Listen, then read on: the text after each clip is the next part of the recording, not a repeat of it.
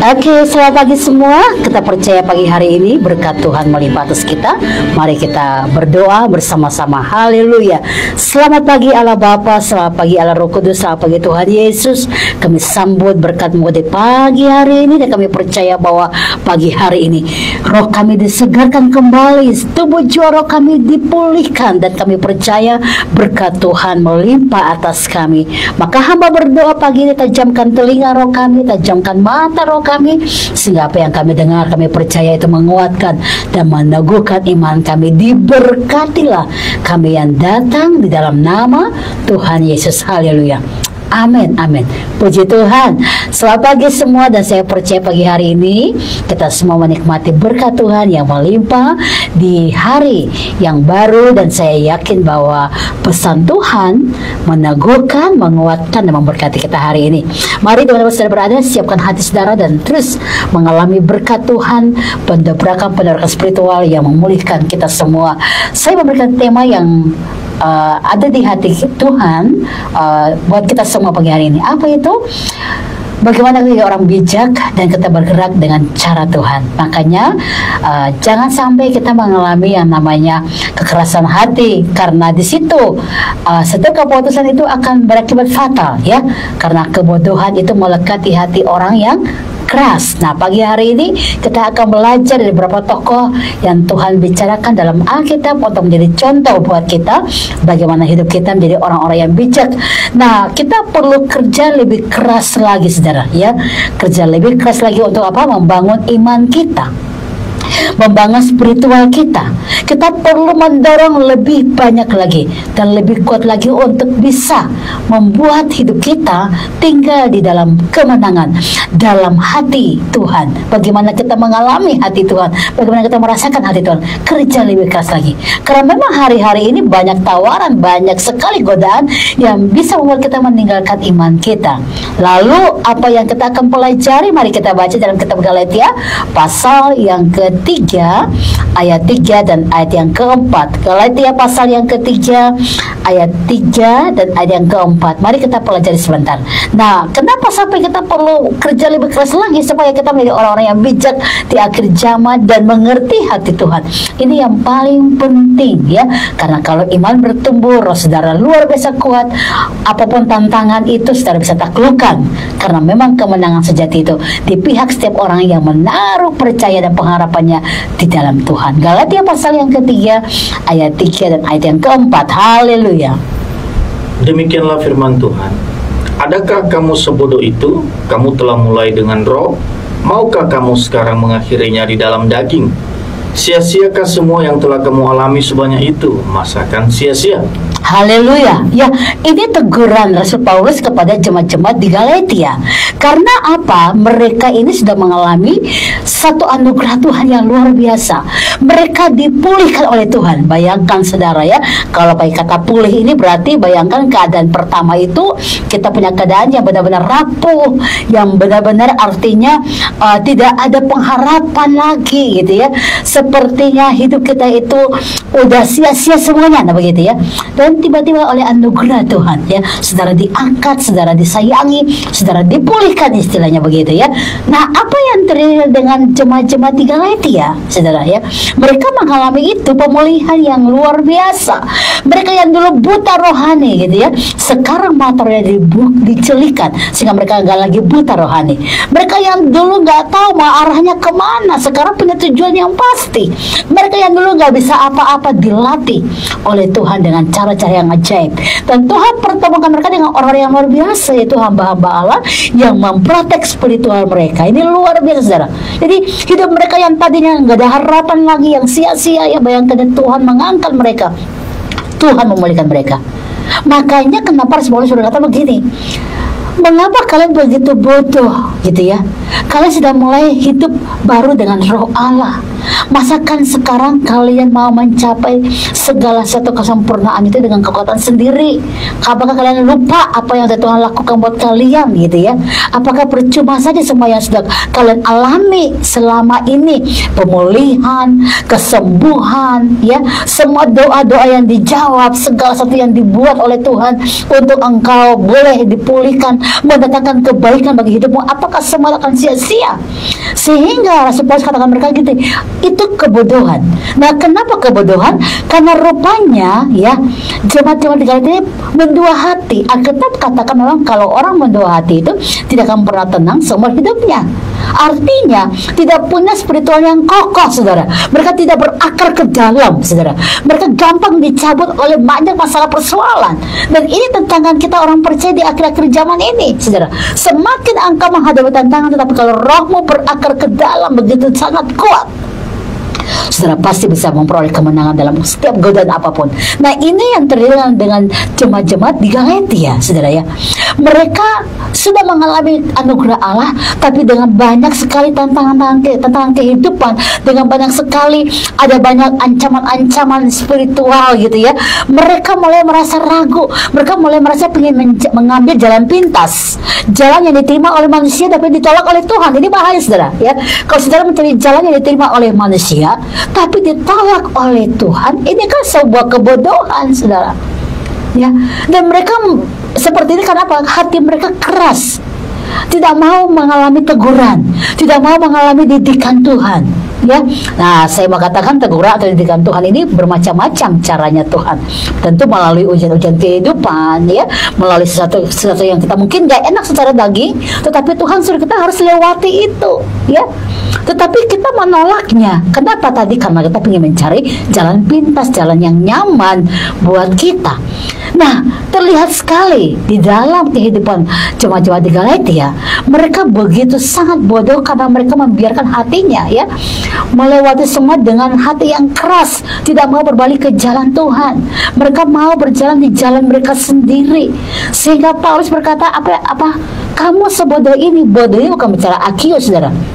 Bodohnya karena hati mereka dibobal, gak mau diatur, gak mau dikasih tahu apa yang benar, memunculkan keinginan daging yang lebih kuat daripada kehendak Tuhan ya. Adakah kamu sebodoh itu? Kamu telah mulai dengan roh. Nah, ini yang kita jadi PR besar kita, anak-anak Tuhan, jemaat-jemaat Tuhan, umat pilihan Tuhan milik kita sendiri. Kita perlu kerja lebih keras lagi untuk bagaimana kalau sudah mulai dengan roh, harus bisa mengakhiri di dalam roh juga. Kenapa ada banyak orang gagal di sini? Ya tadi kembali lagi karena membiarkan hatinya keras ya.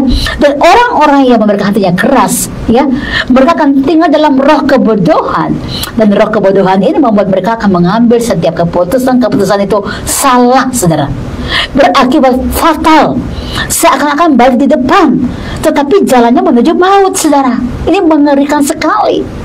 Nah, mengapa begitu? Tadi kembali lagi karena tidak tertancap dengan kuat iman mereka.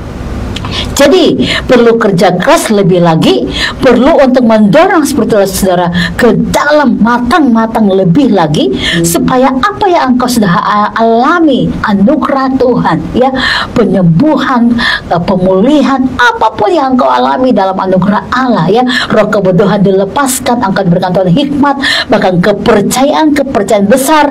Jangan sampai akhirnya dikatakan seperti yang Paulus katakan pada jemaat di Galatia, sia-siakah semua yang telah kamu alami sebanyak itu ya. Banyak itu bicara tentang apa? Semua kebaikan Tuhan itu terjadi tapi disia-siakan ya. Semua kepercayaan Tuhan datang tetapi disia-siakan oleh kenapa? Kebodohannya, oleh kenapa? Keangkuhannya, kenapa? Oleh karena kekerasan hatinya. Dan ini tantangan kita di akhir zaman, saudara ya. Oleh karena itu, saat saudara mulai melihat bahwa hidup rohani udah mulai loyo, doanya udah mulai enggak seperti dulu lagi. Harusnya doanya sekarang itu doa sih iya, tapi kayaknya enggak ada pendobrakan, enggak ada breakthrough, enggak ada kuasa, enggak ada otoritas, ada apa. Nah, ini perlu cek. Adakah dosa-dosa yang menghalangi saudara sehingga engkau tidak bisa berdoa dengan baik lagi? Adakah hal-hal yang membuat engkau tidak bisa mengalami anugerah Tuhan yang lebih lagi? Dalam Alkitab ada beberapa contoh orang-orang yang dianggap bodoh, seperti tadi jemaat-jemaat di Galatia oleh Paulus dikatakan mereka bodoh karena mereka mereka sudah mulai dengan roh, tapi mereka tidak punya kekuatan untuk memperjuangkan roh itu. Mereka mengakhiri dalam daging, ya, dan mereka dianggap bodoh karena perilaku mereka, karakter mereka, ya, yang tidak bisa mengambil keputusan dengan bijak. Nah, ini mengerikan, saudara, ya. Nah, kita lihat contoh pertama dari yang namanya Nabal, ya. Nabal artinya bodoh, keras kepala, dan ini adalah suami dari Abigail. Kita baca dulu 1 Samuel pasal yang ke-25 ayat 38. Ada cerita yang menarik di sini. Karena apa, ya? Kebodohannya dia membiarkan hatinya keras sehingga dia mengambil langkah-langkah yang benar-benar sangat bodoh, yang sangat membuat dia ambil keputusan yang sangat fatal. Ya, kita baca ayat-ayat ini. Tentu ceritanya ada dalam 1 Samuel 25, tapi kita akan baca ayat yang ke-38. Dan kira-kira 10 hari sesudah itu Tuhan memukul Nabal sehingga ia mati. Nah, kenapa terjadi begini, saudara? Kenapa Tuhan yang artinya pukul Nabal, dan ngeri sekali karena kejadiannya akhirnya dia mati. Pertanyaan saya, kenapa dia mati? Nah, ini karena kebodohannya yang membuat dia akhirnya tidak bisa melihat sebuah anugerah. Karena dalam cerita ini menarik, di dalam 1 Samuel 25 pasal 25, Nabal adalah seorang yang kaya, ya, yang punya pengaruh, tetapi dia dianggap bodoh karena apa? Menolak dan memberikan untuk makanan kepada prajurit-prajuritnya Daud atau pasukan-pasukannya Daud saat itu, meskipun mereka pernah, ya, menolong dia, ya, mereka pernah menjaga semua ternaknya dari bahaya, dari pencurian orang-orang, gitu ya. Mereka pernah menolong Nabal sehingga dia boleh tetap kaya, gitu ya. Sehingga Daud merasa bahwa ada utang budi sebenarnya dari Nabal saat dia bisa minta tolong karena dia pernah menolong Nabal. Tapi kenyataannya waktu Daud minta supaya Nabal memberkati semua prajuritnya, pasukan-pasukannya untuk berikan makan, Nabal berkata, "Siapa Daud? Saya nggak kenal dia." Ini kan sebuah sikap yang sangat bodoh. Kenapa? Karena akhirnya, ya, Daud berikhtiar untuk membunuh dia, saudara. Ya, karena kebodohannya, karena dia juga merasa untuk menunjukkan sebuah roh kesombongan untuk tidak mengenal siapa Daud yang pernah menolong dia. Nah, kadang-kadang dalam kehidupan kita juga kita mengambil sikap-sikap yang sangat mengerikan, seakan-akan kita nggak mau tahu dengan apapun yang terjadi, saudara, ya. Karena apa? Kita membiarkan hati kita yang keras, kebodohan itu muncul, dan kita akhirnya menjadi orang yang sia-sia. Dan ini kan satu langkah yang membuat kita ambil keputusan yang sangat berakibat fatal buat kita. Nah, saya mau katakan, saudara, ada banyak sekali perbuatan-perbuatan yang membuat kita akhirnya mengambil langkah yang salah kalau kita membiarkan hati kita tinggal dalam kebodohan, hati yang keras. Nah, oleh karena itu kita bisa belajar melihat bagaimana, ya, Nabal saat berbuat sesuatu yang tidak berkenan di mata Tuhan, ya, Tuhan mengambil nyawanya, saudara. Jadi kebodohan ini kadang-kadang buat kita mengambil langkah atau keputusan yang salah juga kalau kita membiarkan hati kita keras dengan banyak keinginan daging kita. Contoh Nabal tadi, dia membiarkan kesombongannya, keangkuhannya muncul, ya. Dia menolak bahwa dia pernah ditolong oleh orang, dia berusaha melupakan kebaikan orang, gitu ya. Ini kan langkah-langkah kebodohan sehingga akhirnya dia tidak bisa melihat sebuah kebaikan dari tangan Allah sendiri, ya. Nah, yang terbaik yang terjadi adalah kita mau belajar dari kisah Nabal ini, bagaimana kita belajar untuk membangun sebuah kepercayaan. Nah, ini Nabal ini percaya Tuhan banyak sekali berkat, saudara, tapi dia tidak bisa mengelola dengan baik, dan dia bisa membiarkan hatinya untuk melangkah dalam kerinduan atau hati Tuhan melalui istrinya yang selalu memberikan dia nasihat, karena orangnya adalah orang yang keras hati. Nah, kita lihat contoh yang kedua, Raja Saul, ya. Dalam 1 Samuel pasal 13, ya, kita bisa lihat di situ bagaimana Raja Saul juga menjadi orang yang bodoh karena tidak bersabar dalam setiap keputusannya. Mari kita baca dalam 1 Samuel pasal 13, ya, ayat 8 sampai dengan ayat yang ke-14. Ini menarik untuk kita pelajari. Jangan membiarkan hati kita tinggal dalam kebodohan, karena langkah keputusan kita pasti salah, dan itu berakibat fatal buat kita sendiri. 1 Samuel pasal 13 ayat 8 sampai dengan ayat yang ke-14. Ia menunggu 7 hari lamanya sampai waktu yang ditentukan Samuel. Tetapi ketika Samuel tidak datang ke Gilgal, mulailah rakyat itu berserak-serak meninggalkan dia. Sebab itu Saul berkata, bawalah kepadaku korban bakaran dan korban keselamatan itu. Lalu ia mempersembahkan korban bakaran. Baru saja ia habis mempersembahkan korban bakaran, maka tampaklah Samuel datang. Saul pergi menyongsongnya untuk memberi salam kepadanya. Tetapi kata Samuel, apa yang telah kau perbuat? Jawab Saul, karena aku melihat rakyat itu berserak-serak dini meninggalkan aku, dan engkau tidak datang pada waktu yang telah ditentukan. Padahal orang Filistin telah berkumpul di Mikmas. Maka pikirku, sebentar lagi orang Filistin akan menyerang aku di Gilgal, padahal aku belum memohon belas kasih Tuhan. Sebab itu aku memberanikan diri lalu mempersembahkan korban bakaran. Ayat 13, kata Samuel kepada Saul, perbuatanmu itu bodoh. Engkau tidak mengikuti perintah Tuhan Allahmu yang diperintahkannya kepadamu. Sebab sedianya Tuhan mengukuhkan kerajaanmu atas orang Israel untuk selama-lamanya. Tetapi sekarang kerajaanmu tidak akan tetap.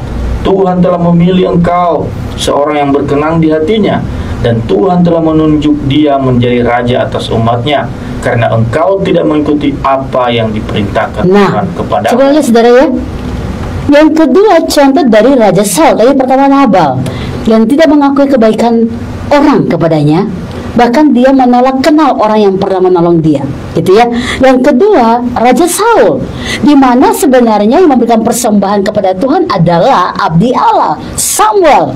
Jadi tugasnya Saul hanya pergi perang, tetapi membuat menang itu adalah Tuhan dengan cara nanti persembahan diberikan kepada Tuhan melalui Samuel, lalu nanti si Saul mengalami kemenangan. Tetapi Saul nggak tahan oleh karena memang dia didorong oleh banyak orang yang sudah mengeluh kenapa lama dan seterusnya. Tetapi sekali lagi ini bukan otoritas Saul untuk mempersembahkan persembahan kepada Tuhan. Ada hambanya, yaitu Samuel.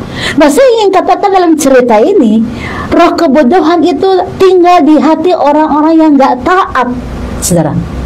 Ya, tadi yang pertama melalui contoh dari Nabal, roh kebodohan itu tinggal di hati orang yang keras, ya. Yang kedua di Raja Saul ini, roh kebodohan tinggal di hati orang yang tidak taat. Jadi yang pertama tadi orang yang keras, yang kedua orang yang nggak taat. Ini roh kebodohannya ada pada mereka, saudara. Ya, Raja Saul dianggap bodoh karena tidak mematuhi perintah Tuhan dan melakukan hal-hal yang tidak bijak, karena itu adalah bagian dari Samuel.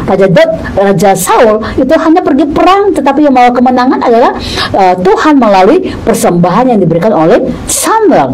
Korban kepada Tuhan itu bukannya dia yang punya hak, tetapi harusnya Samuel. Kebodohannya menyebabkan dia kehilangan tata dan bahkan kehidupannya dia. Jadi saudara bisa lihat ini contoh-contoh yang mengerikan dari sebuah sikap kebodohan membuat kehilangan segala-galanya. Ya, Nabal tadi, ya, karena kebodohannya, ya, dia membiarkan hatinya keras, makanya langsung nyawanya, ya, diambil oleh Tuhan. Yang kedua, Samuel yang memberikan kesempatan buat Saul menjadi orang yang ditolong oleh Tuhan sebenarnya, tapi Saul melanggar sehingga akhirnya tatanya Saul pun diambil, ya, dan bahkan dia pun mati. Saudara, kita lihat contoh yang berikut. Siapa? Yudas, saudara, ya, Yudas Iskariot. Yudas Iskariot dianggap bodoh karena apa? Menjual Yesus kepada imam-imam kepala dengan harga 30 keping perak. Kebodohannya menyebabkan dia kehilangan hidupnya dan mengalami kesesatan yang sangat besar karena membunuh dirinya sendiri dengan banyak sekali intimidasi yang dia alami. Jadi memang Tuhan katakan contoh Yudas ini, di mana hartamu berada, di situ hatimu berada. Yudas, ya, mulai tergiur dengan kedagingan, dengan harta-harta dunia, sehingga dia menjual kedudukan dia sebagai seorang murid Tuhan, bahkan, ya, kepada raja segala raja pun dia melakukan hal yang sangat mengerikan. Ini satu contoh yang kita masih belajar melihat bahwa bagi apa yang kita sudah alami dan kita sudah terima dari Tuhan, kita harus percaya bahwa itu kepercayaan Tuhan yang sangat besar dan jangan pernah kita menyia-nyiakan. Nah, mari kita belajar dari contoh-contoh ini, apa yang kita sudah alami, Itu mulai dengan roh. Mari kita akhiri di dalam roh juga. Jangan sudah mulai dengan roh. Jadi contoh-contoh yang kita lihat dari beberapa orang ini yang pagi ini kita pelajari, mereka ini udah mulai dengan satu kebaikan Tuhan, tapi mereka mengakhiri semuanya di dalam kedagingan mereka. Ya, ada banyak pelajaran yang kita bisa tarik dari cerita-cerita ini untuk kita menjadi orang-orang yang kokoh di dalam iman dan kuat di dalam Tuhan. Ya, yang pertama, bahwa kepatuhan kepada Tuhan adalah nilai yang tidak bisa ditukar oleh apapun, saudara. Ya, kita harus patuh pada perintah Tuhan dan tidak melakukan hal-hal yang tidak berkenan di mata Tuhan. Karena waktu kita mengambil langkah yang salah, kita akan mengambil keputusan yang salah juga, dan itu semuanya akibatnya fatal buat kita. Jadi satu, belajar menjadi orang-orang yang patuh. Ya, karena kebodohan ada di hati orang keras, dan kebodohan ada di hati orang yang nggak taat. Ya, dan kebodohan ada di hati orang yang punya keinginan untuk kedagingan mereka. Tetapi orang yang taat, ya, akan melihat anugerah Tuhan yang melimpah. Kepatuhan penting, saudara. Yang kedua, pegang janji Tuhan, percaya kepada janji Allah. Jika saudara sudah pegang janji Allah, saya percaya apapun yang engkau hadapi, engkau tidak akan ragu untuk melangkah. Karena dengan janji Allah, engkau akan meminta tuntunan Tuhan, melakukan apapun karena engkau pegang janji Allah, dan pasti tergenapi. Karena apa yang Tuhan firmankan itu pasti terjadi. Yang ketiga, harus penuh dengan roh kebijaksanaan, saudara. Ya, kita harus berusaha untuk menjadi bijak dan tidak melakukan hal-hal yang bodoh dengan kekuatan kita sendiri. Jadi Tuhan kasih kita kemampuan untuk apa? Berpikir dulu sebelum melangkah, ya. Bahkan berbicara sebelum berbicara, berpikir dulu sebelum berbicara, saudara. Ya, apakah kata-kata saya ini menguatkan orang, memberkati orang? Kalau saya typing sesuatu, saya menulis sesuatu di WA saya dan saya kirim, apakah ini membantu menenangkan orang atau membuat masalah atau jadi pertengkaran? Ini semua harus dipikirkan, saudara. Ya.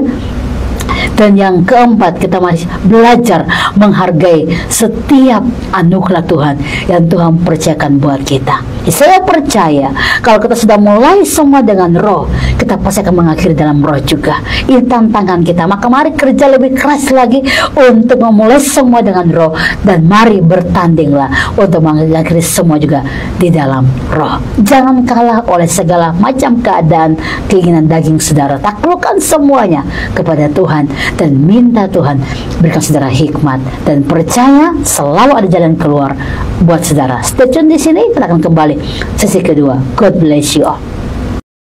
Kita semua dengan tema yang luar biasa tentang kebodohan ada di hati yang keras. Semoga pagi hari ini kita nggak ada yang keras hati, ya, dan kita dilembutkan oleh firman Tuhan menjadi anak-anak atau murid-murid Tuhan yang patuh, yang taat. Karena kalau tadi disampaikan oleh Bu Sarlin, ya, kebodohan tinggal dalam orang yang keras, kemudian orang yang tidak taat, dan orang yang punya keinginan kedagingan. Ini sangat menarik nih, Bu Sarlin, kalau kita berbicara tentang kedagingan. Yes, haleluya. Karena manusia itu selama hidup keinginannya akan terus, ya. Jadi ketika misalnya dia ada di tangga nomor 1 nih, ya, keinginannya segini, kecukupan, dia akan ingin naik ke tangga yang berikutnya. Jadi kalau berbicara keinginan gak habis-habis, ya, Bu? Iya, betul. Jadi memang ini bicara tentang bagaimana kita, tadi saya awal bilangnya begini. Mari belajar lebih keras lagi untuk mempertahankan apa yang sangat berharga, yaitu apa? Sudah mulai dengan roh, ya kita berjuang mengakhiri dalam roh. Nah, inilah yang membuat seseorang gagal, nggak sampai di garis finish, ya. Udah mulai dengan roh tapi akhirnya dalam daging, karena kedagingannya yang begitu sangat banyak, di mana dia tidak bisa menguasai dirinya. Jadi gini, kita harus bisa belajar self control, menguasai diri. Ini paling penting. Semua keinginan itu ada. Kita apalagi kalau yang ibu-ibu gitu, ya, ke mall, aduh, gitu, ya, tadinya cuma pengen beli satu produk, lihat ini apalagi ada diskon-diskonnya, wow, ini. Nah, artinya semua keinginan itu ada. Dan itu wajar secara manusiawi kita, gitu, ya. Pengen ini, pengen itu wajar banget. Tetapi gini, ya, Self control diperlukan untuk kita bisa belajar menguasai diri. Manakah yang penting, manakah yang tidak, manakah yang perlu. Ini kan paling penting untuk kita belajar. Makanya kenapa hidup kita ini perlu ada perjuangan sedikit. Kalau kita memberikan lost control, nah ini bahaya, saudara. Gitu ya, kita akan menjadi orang-orang yang membiarkan daging kita menguasai kita lebih besar, lalu akhirnya mematikan rohani kita, gitu. Nah makanya dalam hidup rohani kita, kenapa sampai Rasul Paulus menegur jemaat-jemaat di Galatia? Karena mereka ini mengalami Tuhan yang luar biasa. Saya percaya kita yang mendengarkan program Rise and Shine ini, semua kita pernah mengalami yang namanya pertolongan Tuhan, pasti, ya kan? Apapun itu.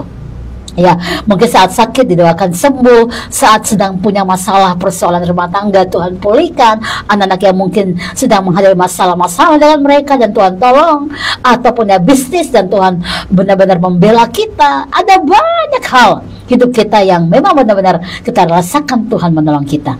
Nah, sebenarnya cara untuk kita ingat kebaikan Tuhan itu adalah kita selalu ada dengan hati yang melekat dengan Tuhan, sehingga selalu ingat, oh ini karena Tuhan, aku ada karena Tuhan. Ya, makanya dalam kitab Wahyu dikatakan apa? Ingatlah akan cinta kasih yang mula-mula. Kasih yang mula-mula jangan ditinggalkan.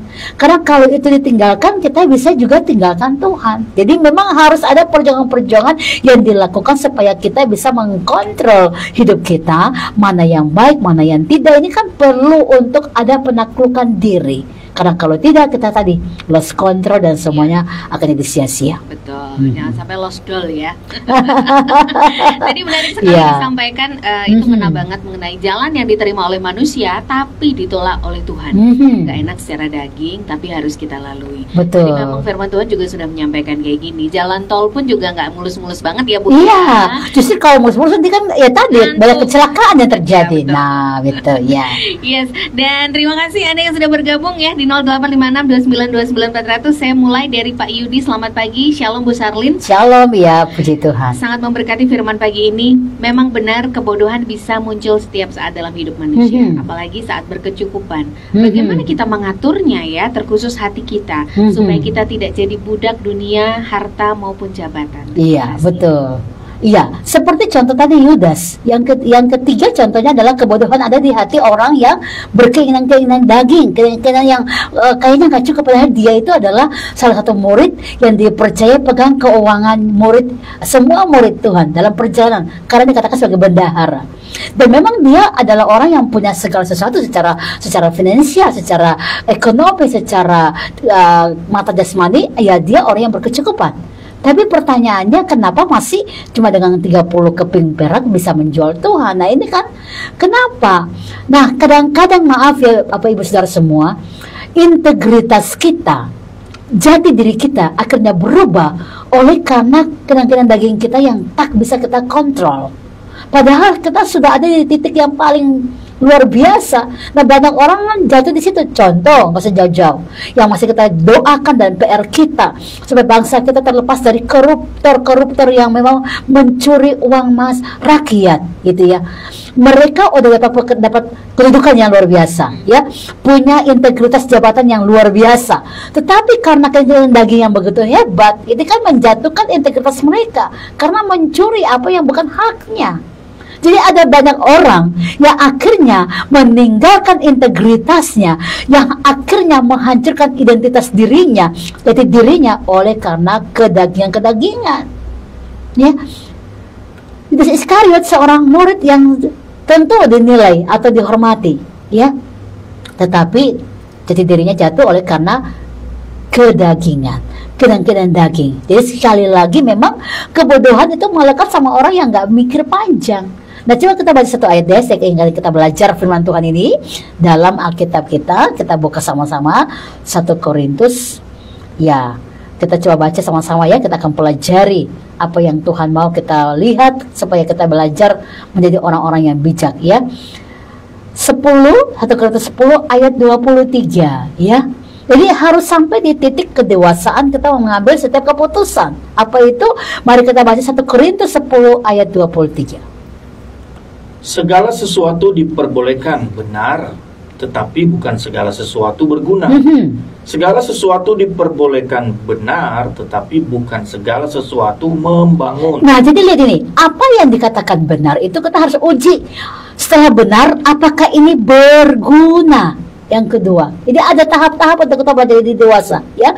Ini oke, ini benar. Nah, benar menurut kita mungkin, tapi apakah benar menurut Tuhan, menurut orang lain juga? Ini harus dicek. Yang kedua, apakah ini berguna? Berguna buat saya, berguna buat dia? Apakah berguna untuk membangun pekerjaan Allah? Yang ketiga, apakah ini membangun sampai di sini? Apakah membangun saya, membangun dia, membangun kemuliaan bagi nama Tuhan? Jadi, ada tingkatan-tingkatan yang Tuhan mau kita belajar dewasa dalam mengambil sebuah sikap. Makanya begini, saya kalau bicara kebodohan ini betul ya, Nabal ini orang yang sebenarnya udah kaya gitu ya, tetapi memang dia membiarkan dirinya dalam kesombongan, dalam kekerasan hati, ya saudara. Makanya jadi bodoh dalam setiap langkah-langkahnya, ya. Juga Raja Saul, ya, kenapa harus iri kepada Daud yang dimana orang-orang ya berkata Daud mengalahkan berlaksa-laksa, tetapi Saul beribu-ribu. Sementara dia udah punya kedudukan sebagai raja, ada otoritas, sudah otomatis semua orang tetap akan menghormati dia karena dia adalah raja. Tapi mengapa seorang raja harus meninggalkan jabatannya cuma oleh karena kecemburuan kepada seorang prajurit bawahannya? Daud harusnya dia menyambut tangan Daud dan berkata, terima kasih kamu sudah mensukseskan perang ini karena kita menang. Ini kan satu nilai yang perlu kita lihat.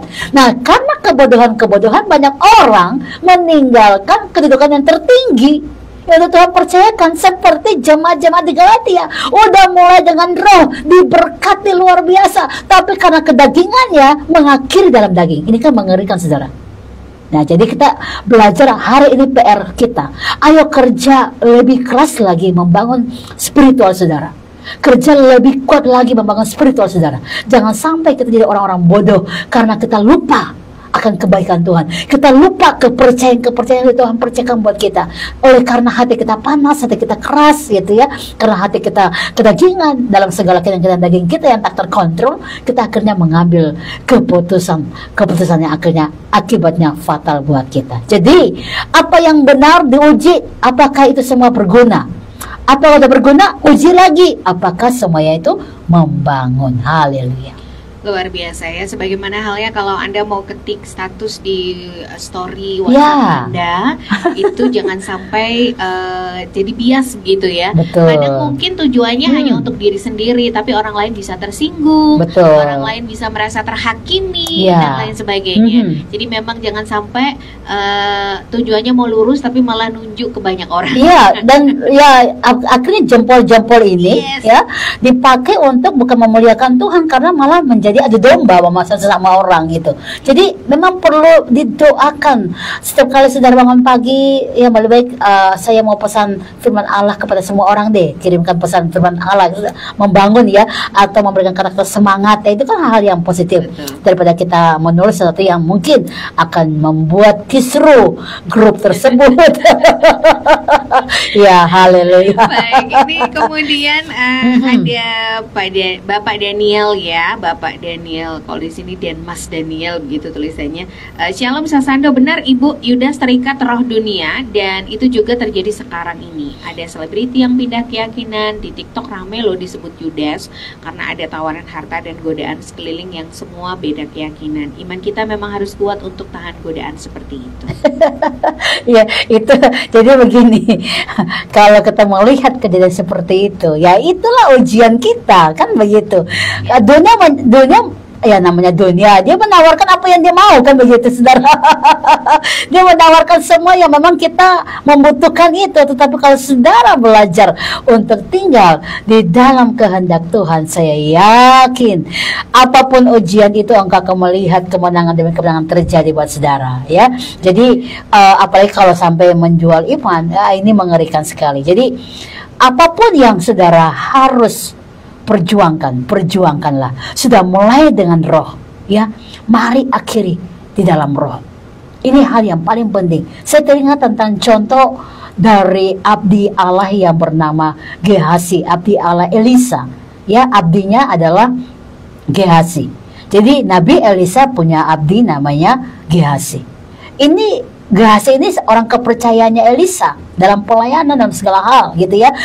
Elisa selalu berbicara untuk dia bertemu dengan orang-orang untuk mengatakan isi hati Tuhan, menyatakan mujizat Tuhan. Tetapi saat ya Elisa menyembuhkan Naaman, ya, wow, panglima tentara yang luar biasa. Tentu Naaman ingin memberikan persembahan, ucapan syukur kepada Elisa karena dia merasa sudah tertolong gitu ya. Tapi Elisa menolak karena Elisa tahu ini semua adalah anugerah Tuhan, berkat Tuhan gitu ya. Nah, Gehazi merasa tuannya kok bodoh sekali, kenapa nggak terima? Ini ada berkat yang hebat dari orang kaya yang namanya Naaman, saudara. Lalu dia kejar Naaman, Gehazi kejar Naaman, dan dia mulai berbohong. Dia berkata apa? Oh, tuanku berkata, tolong berikan aja berkat ini, ya, satu gumpalan berkat ini. Dan tentu Naaman berkata dan sangat senang gitu ya. Oh, puji Tuhan, ambillah 2 gitu. Diminta 1 tapi dikasih 2. Nah, tentu Naaman merasa bahagia karena nggak ada lagi kata-kata terima kasih selain memberikan apa yang diminta. Nah, coba lihat, waktu Gehazi kembali kepada Elisa, Elisa berkata, engkau dari mana? Dan Gehazi bilang, oh enggak, aku nggak kemana Tuhan, aku di sini aja Tuhan. Lalu apa yang Elisa katakan? Ya, kalau waktu engkau pergi tadi, bukankah rohku juga ikut dengan engkau? Karena ini mata roh yang luar biasa ini, gitu ya.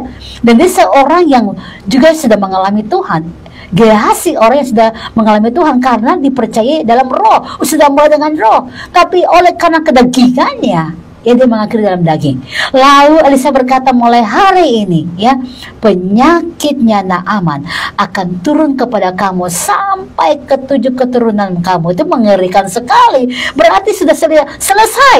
Nah, ada banyak kita yang mendapatkan anugerah Tuhan, bahkan melalui pekerjaan, jabatan, kedudukan, tapi kita nggak merasa puas, bahkan menjual iman kita. Ada apa dengan kita? Sudah mulai dengan roh, berjuanglah. Bahkan dalam segala kedudukan yang sudah Tuhan percayakan, kita nggak merasa puas, nggak bersyukur, maka tinggalkan anak-anak kita, meninggalkan suami kita, meninggalkan istri kita. Ada apa dengan kita, saudara? Ya, karena semua yang baik yang sudah dari awal Tuhan berikan buat saudara, belajarlah berjuang mempertahankannya dengan rasa takut dan gentar kepada Tuhan. Ya, itu perjuangan kita. Sudah mulai dengan roh, maka mari akhiri juga di dalam roh. Haleluya. Yes, baik. Kemudian dari Pak Dedi Godean, Pak Dedi Godean, bagaimana caranya menghadapi orang yang keras hati karena menganggap dirinya paling benar dan sudah berpikir negatif terhadap hamba Tuhan yang menasehati? Lalu bagaimana cara menghadapinya agar dia sadar? Apakah kita harus sabar terus, mengalah terus sehingga orang tersebut tetap jatuh dalam pola pikir yang salah? Kemudian yang kedua, orang yang rajin berdoa membaca firman Tuhan tetap kok perilakunya sulit berubah dan masih menghakimi orang lain dengan ayat dari firman Tuhan. Iya, oke, baik, terima kasih ya. Ya, memang saya mulai dari pertanyaan yang kedua. Kalau baca firman terus, berdoa terus tapi belum bertobat, ya ini kan memang butuh pertobatan sebenarnya. Karena membaca firman atau berdoa itu bukan sebagai sebuah rutinitas, saudara, ya. Kadang-kadang kita beribadah, bahkan berdoa, bahkan baca firman seperti sebuah rutinitas. Seakan-akan itu sama seperti gini, setiap hari harus makan pagi, makan siang, makan malam. Kalau nggak makan pagi berarti ada yang kurang, ayo harus makan. Nggak seperti itu, saudara, ya. Karena kita juga kadang-kadang harus berpuasa. Kalau bicara makan, ya kadang-kadang Tuhan mau kita juga berpuasa. Itu baik untuk rohani kita dan juga untuk kesehatan kita. Nah, sama, kita membaca firman karena kita merindukan jamahan Tuhan. Kita merindukan Tuhan berbicara buat kita, bukan rutinitas. Ya, kita juga berdoa bukan karena kita ini rutinitas, bangun pagi berdoa, enggak, tapi memang terhubung dengan Tuhan. Ya, jadi hidup saudara itu adalah doa setiap hari dengan Tuhan, doa setiap hari dimanapun. Jadi bukan karena kewajiban atau karena rutinitas dan lagi bukan, tapi memang itu adalah kebutuhan spiritual saudara. Ya, jadi harusnya kalau baca firman berdoa ya sudah mengalami Tuhan tentunya ya. Lalu bagaimana orang menghadapi orang yang keras hati? Memang menghadapi orang yang keras hati malah kita akan jadi seperti orang bodoh. Karena orang yang keras hati pasti akan menunjukkan kebodohannya dengan satu, nggak mau dengar nasihat kita, nggak mau dengar apa yang menjadi omongan kita atau didikan kita dan seterusnya, hal yang baik, karena hatinya lagi keras. Nah memang kalau orang-orang yang keras hati, bahkan dalam saat dia mengambil keputusan buat dirinya sendiri, itu pun akan sulit karena akan keras. Lalu bagaimana apalagi kita kasih nasihat, tentu dia tidak akan mendengarkan. Nah jadi apa ya saran saya, ya berdoa, saudara, berdoa buat dia supaya dia bisa mengalami pertobatan, dia bisa mengalami Tuhan, dan berdoa buat dia supaya dia benar-benar ya mengalami pertobatan sejati. Haleluya. Baik, kita menjawab untuk pertanyaan Mbak D di Jalan Godean. Kita berlanjut, ini dari Mbak Mika. Shalom, selamat pagi Bu Starlin. Shalom, selamat pagi. Sekarang ini tuh banyak umat Nasrani yang suka pergi ke paranormal, dukun dan peramal-peramal. Nah, mengapa pada akhirnya mereka sulit melepaskan, bahkan sulit diberitahu? Mereka ada yang juga adalah orang-orang yang aktif di gereja. Bagaimana hukum atas hal ini? Ya, kembali lagi, sudah mulai dengan roh. Perjuangkanlah mengakhiri dengan roh, ya saudara. Nah makanya kalau sudah mulai dalam roh, iman saudara nggak kokoh, di tengah-tengah perjuangan ya tentu ada banyak sekali pergumulan. Dan kalau saudara nggak pegang firman Tuhan, saudara nggak kuat dalam firman Allah, nggak pegang janji Allah, ya tentu saudara pengen mencari tempat atau cara-cara yang instan. Dan cara-cara yang instan ini akan membuat saudara terjebak di sana, gitu ya. Karena apa? Dalam pergumulan kita maunya cepat saji, instan. Kita nggak mau proses. Sementara di dalam Yesaya pasal yang ke-40 ayat 30 dikatakan, orang yang menanti-nantikan Tuhan akan mendapatkan kekuatan yang baru. Jadi saat saudara menantikan Tuhan, ya, menanti janji Allah tergenapi, menanti kairos itu nyata buat saudara, ya, mereka yang menantikan Tuhan mendapat kekuatan yang baru. Artinya di balik penantianmu, Tuhan gak tinggalkan saudara begitu aja. Saudara akan diberikan Tuhan kekuatan melalui apa? Perenungan firman. Engkau dikuatkan melalui engkau berdoa, menyembah Tuhan, engkau mendapat kekuatan yang baru. Ada pelatihan-pelatihan spiritual yang lebih penting dibanding doa keinginan saudara. Nah ini yang harus kita lihat. Kadang-kadang kita menyingkirkan yang jadi kebutuhan spiritual untuk kehidupan daging kita. Ya memang kita mungkin berkata, iya karena kan kita butuh. Iya betul, karena kita butuhlah Tuhan mau kita belajar lebih dahulu, ya apa? Matius 6 ayat 33, cari dahulu, cari kejar kebenarannya, kerajaannya, maka semua ditambahkan dengan cara Tuhan tentunya, jangan pakai cara instan. Makanya ada banyak orang yang semakin dalam pergumulan. Kalau iman saudara gak kuat, engkau akan mencari cara instan. Dan iblis itu, Yohanes pasal 10 ayat 10 bagian A, dia akan mencuri imanmu. Karena engkau sudah mulai ragu akan janji Allah, dia mencuri jam doamu, dia mencuri jam ibadahmu. Karena engkau sudah mulai ragu akan janji Allah, lalu dia membunuh rohanimu. Engkau tidak akan lagi ada rasa niat untuk mau mencari Tuhan, karena engkau sudah merasa nyaman dengan hal-hal instan. Dan akhirnya yang ketiga, dia akan membunuh rohani saudara, ya. Karena apa? Iblis datang untuk mencuri, membunuh, dan akhirnya membinasakan saudara. Jadi mari kita belajar untuk belajar dan terus belajar. Iman saudara harus lebih kokoh, ya, karena saat itulah engkau akan mengalami kekayaan spiritual. Jadi pentingkanlah mulai dengan roh, ya akhiri dalam roh. Harus percaya kita berkemenangan di situ. Jangan sudah mulai dengan roh tapi mengakhiri dalam daging, kesia-siaan. Jadi saat kita melihat ada teman-teman ya yang satu gereja sebagai ibadah, menyembah Allah, bahkan ya tadi melayani, ya dikatakan, tapi kalau bisa ya karena tadi imannya bukan iman yang kokoh, bukan iman yang tangguh.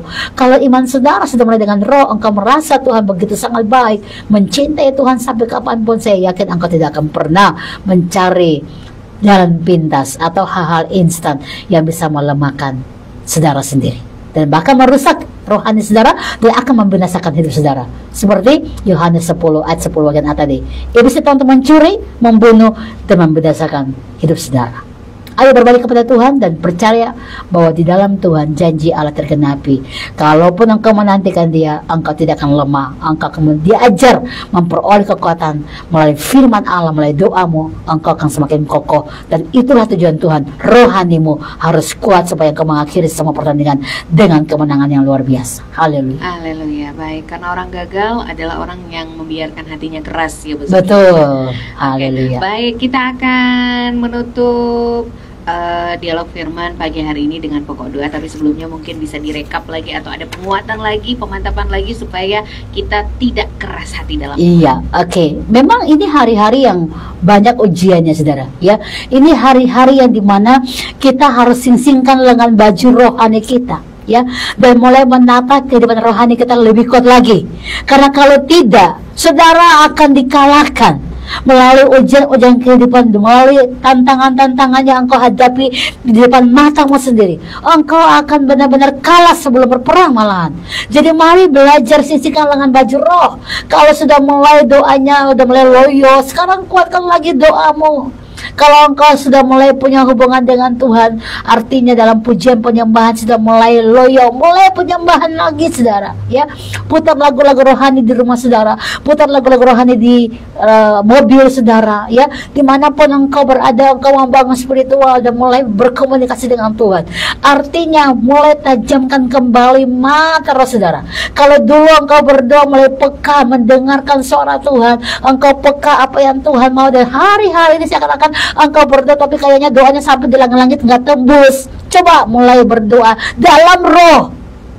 Ya, mulai sakatora, bow down, mulai berlutut sampai muka menyentuh tanah dan mulai berdoa preskenyo, menyembah dalam roh yang kebenaran. Memang hari-hari ini sudah mulai banyak yang tawar hati, tapi ingat, jangan sampai engkau tawar hati. Dalam 2 Korintus 4, kami nggak tawar hati karena yang kami bangun bukan yang terlihat, tapi yang tak kelihatan, yaitu apa? Hidup rohani. Mari belajar bangun spiritual saudara. Sudah mulai dengan roh, mari akhiri dalam roh juga. Jangan sampai semuanya sia-sia. Saya percaya semakin engkau kuat dalam roh, engkau akan melihat hidup gagah rohmu yang luar biasa, dan Tuhan akan menuntut engkau berjalan lebih tajam lagi dalam rencana Tuhan. Kuatlah imanmu dan diberkatilah engkau dalam segala aspek hidupmu. Haleluya. Dan saya percaya, saya yakin waktu engkau aminkan segala firman yang kau dengar ini, seberapa pun yang kau tangkap, engkau berdoa hari ini juga, saat ini juga, hatimu terangkat sama Tuhan. Tuhan akan memulihkan keadaanmu dan memberkati engkau dengan cara yang ajaib. Haleluya.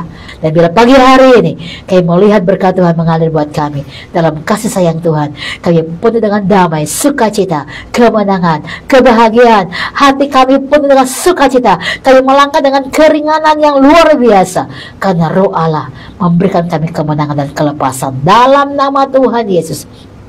Berkati semua yang mendengar program Rest and Insight pagi hari ini, dimanapun kami berada, dalam situasi apapun kami percaya hari ini harinya Tuhan, kami melihat berkat anugerah Allah melimpah atas kami. Berkati rumah tangga yang ada, berkati suami dan istri, berkati anak-anak mereka, berkati ayah ibu mereka, berkati kehidupan mereka. Tuhan bersihkan setiap pribadi dari segala pencemaran dunia dalam bentuk apapun, pulihkan dalam nama Tuhan Yesus.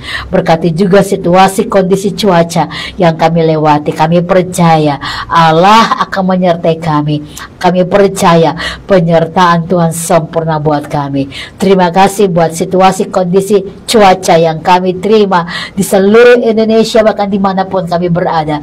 Kami percaya Allah menjamin keselamatan kami. Tapi biarlah dengan cara apapun yang Engkau sedang tunjukkan melalui alam, semua manusia kembali kepada Engkau, berbalik kepada Engkau, mencari wajah-Mu, berteman sungguh-sungguh, dan datang kepada Engkau dan berserah supaya menerima anugerah-Mu yang luar biasa dalam pengampunan-Mu. Dan pagi ini hamba juga berdoa, berkatilah semua pendengar program ini dimanapun kami berada. Tuhan, Engkau yang tahu semua yang didoakan, digumulkan. Tambahkan iman, teguhkan iman, kuatkan iman di dalam nama Tuhan Yesus. Berkati juga Radio Sesando FM, berkati semua kru yang bekerja di belakang layar, Batata dan teman-teman, seluruh hamba-hamba Allah yang menyampaikan pesan-pesan roh di tempat ini, biar itu menguatkan kami semua. Mari Roh Kudus, tajamkan telinga roh kami, tajamkan mata roh kami, tajamkan hati, iman roh kami di dalam Engkau.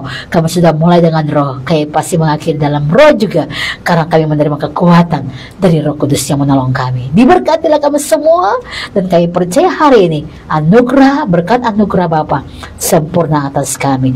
Di dalam nama Tuhan Yesus kami bersyukur dan berdoa. Haleluya, haleluya. Amin, amin, amin, amin. Terima kasih. Anda telah mendengarkan program Blessings in the Morning. Arise and shine. Bangkit dan bercahayalah. Bersama Pastor Sherlyn Mataheru MTH. Dengarkan kembali di hari Sabtu mendatang setiap jam 6 pagi. Tuhan Yesus memberkati.